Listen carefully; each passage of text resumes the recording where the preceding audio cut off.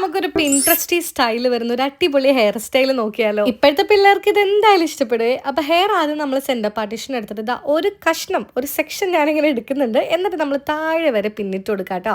നിങ്ങൾക്ക് എത്ര തിക്നെസ് വേണമെങ്കിലും എടുക്കാം. ഞാനൊരു ഇച്ചിരി തിക്നെസ് എടുത്തിട്ടുള്ളൂ കേട്ടോ. ഈ ഒരു തിക്നെസ് ആണ് എടുത്തിട്ടുള്ളത്. എന്നിട്ട് താഴെ വരെ നല്ല ഭംഗിയിൽ പിന്നിട്ടിട്ട് താഴെ ജസ്റ്റ് ഒരു ബുഷ് ഇട്ട് കൊടുക്കാം.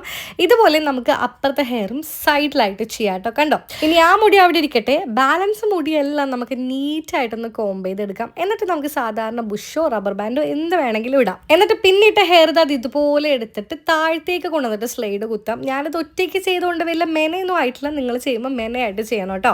കണ്ടോ, സൈഡിൽ നിന്നൊക്കെ നോക്കുമ്പോൾ കാണാൻ നല്ല ഭംഗിയില്ല. ആക്ച്വലി നല്ല വൃത്തിക്ക് ചെയ്താൽ നല്ല ഭംഗി ഉണ്ടാവും. ഇപ്പോഴത്തെ ഒരു എസ്തെറ്റിക് സ്റ്റൈലാണ് കേട്ടോ ഇത്. ഇനി ഫ്രണ്ടിൽ പരന്നു പോയെന്ന് തോന്നിക്കഴിഞ്ഞാൽ ഫ്രണ്ടിൽ ഇതുപോലെ കട്ട് പീസ് ഒക്കെ ഇടാം. എന്തായാലും എനിക്കിത് ഭയങ്കര ഇഷ്ടപ്പെട്ടു കേട്ടോ. നല്ല പിൻട്രസ്റ്റി ടൈപ്പ് ആയിട്ടുള്ള ഒരു ഹെയർ സ്റ്റൈലാണ്. അപ്പോൾ ഇതുപോലത്തെ hair style tip and tricks ഒക്കെ വേണമെന്നുണ്ടെങ്കിൽ വേഗം തന്നെ സബ്സ്ക്രൈബ് ചെയ്തോളൂ. ബൈ.